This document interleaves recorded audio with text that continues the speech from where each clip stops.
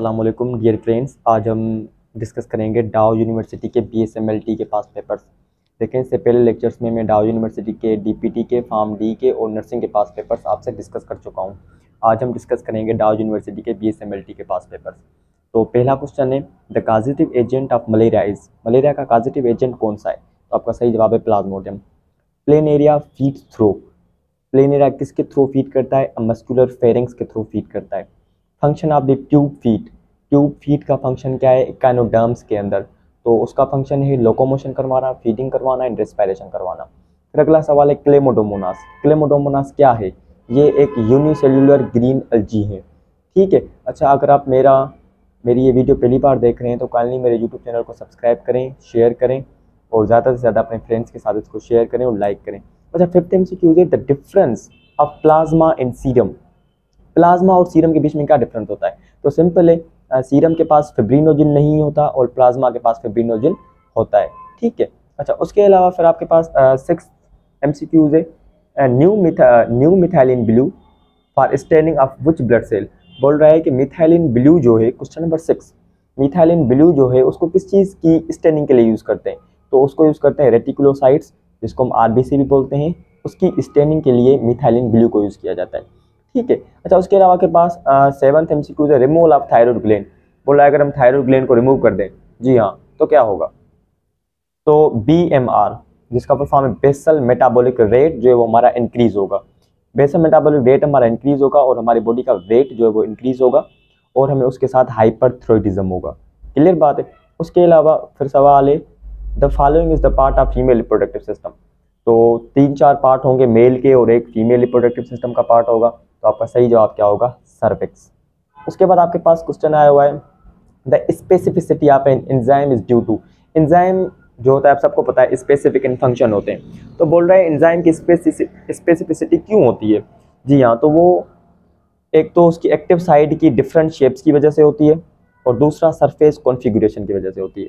ठीक है, हम डिस्कस कर रहे हैं डाउ यूनिवर्सिटी के BSMLT के 2024 के पास्ट पेपर्स। आप इसको डाउ की, DPT की और फार्म डी की टेस्ट के लिए भी देख सकते हैं। अच्छा, उसके बाद आपके पास 10th MCQs है, which of the following is not a part of seed? Pericarp is not a part of seed.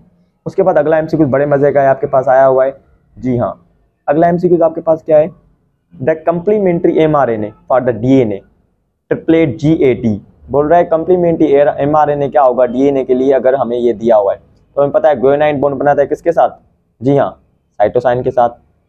Adenine bond वैसे तो थायमाइन के साथ बनाता है, पर mRNA की बात कर रहा है, मतलब RNA, तो एडेनाइन बॉन्ड बनाएगा यूरासिल के साथ और थायमाइन बनेगा एडेनाइन के साथ। तो CU है आपका सही जवाब होगा। उसके बाद आपके पास आया हुआ है, which of the following is not a fungi. इनमें से कौन सी है जो फंजाई नहीं है? Vorticella is not a fungi. Rutherford ने न्यूक्लियर डिस्कवर किया था और क्या बोला था उसके बारे में? यही बोला था कि पॉजिटिव चार्ज है। देखिए, यही सवाल जो है ये डाउ की DPT की टेस्ट में भी आया हुआ है, BSMLT की टेस्ट में भी आया हुआ है। तो मतलब सवाल रिपीट होते हैं। सारे लेक्चर्स देखें, DPT, pharm D, BSN nursing, सब लेक्चर्स देखें, 30 to 40% टेस्ट आपका क्लियर हो जाएगा इंशाल्लाह। साइक्लोहेक्सेन किसका फार्मूला है? C6H12 का फार्मूला है, बिल्कुल ईजी। एनर्जी को ना ही बना सकते हैं ना ही खत्म कर सकते हैं, law of conservation of energy बोलते हैं इसे। अच्छा, ये बड़ा मजे का सवाल है। बोल रहा है बल्मर सीरीज के अंदर जो रेडिएशंस इमिट होती हैं उनकी वेवलेंथ क्या होती है? भाई 4000 से 7000 एंगस्ट्रॉम उनकी वेवलेंथ होती है। और बल्मर सीरीज के मुताबिक हाइड्रोजन कौन से स्पेक्ट्रम में फॉल करता है? विजिबल स्पेक्ट्रम में। याद कर लेना भाई, ठीक है। इससे पहले मैं JSMU की BSN नर्सिंग की टेस्ट में इसके बारे में आपको पहले ही बता चुका हूँ। ठीक है, अच्छा, फिर इसको देख लें क्वेश्चन नंबर 16 को। अच्छा, फिर आगे चलते हैं। हमारे पास अगला क्वेश्चन है क्वेश्चन नंबर जी हाँ 17। ओ ये रहा, द फार्मूला ऑफ संधूर। संधूर को रेड लीड भी बोलते हैं। उसका फार्मूला क्या है भाई? Pb3O4 इसका फार्मूला है। और Pb3O4 को पढ़ते कैसे? ट्राइप्लम्बिक, 3 मरतबा लीड है, टेट्रा ऑक्साइड, 4 ऑक्सीजन के मॉलिक्यूल है। बोल रहा है एटम जिनका एटॉमिक नंबर सेम हो, एटॉमिक मास डिफरेंट हो, उनको आइसोटोप कहा जाता है।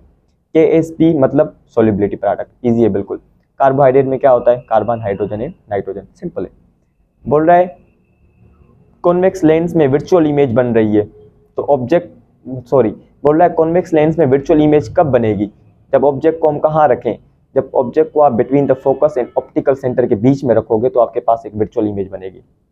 उसके बाद आपके पास अगला सवाल आया हुआ है, the process on which pressure of system remains constant is called isobaric process। Easy है बिल्कुल। एम्पलीट्यूड मॉड्यूलेशन में हम इलेक्ट्रोमैग्नेटिक वेव्स के साथ कौन सी वेव्स को सुपर इम्पोज करते हैं?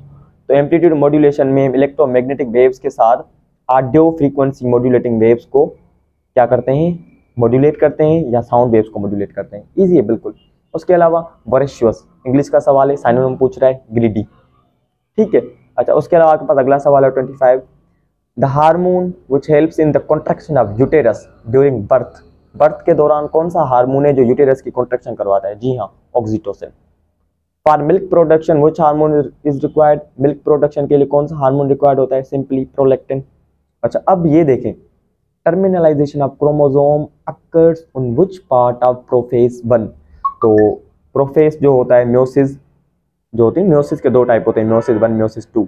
म्योसिस 1 में जो प्रोफेज 1 होता है उसके 5 स्टेजेस होते हैं, मैं आपको पहले बता चुका हूँ। लतीफ, जरदारी, पाकिस्तान, दमादम। Leptotene, zygotene, pachytene, diplotene and डाइकैनेसिस।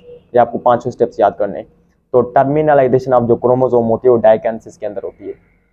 फिर क्रॉसिंग ओवर कौन से स्टेज में होती है? डिप्लोटीन में होती है।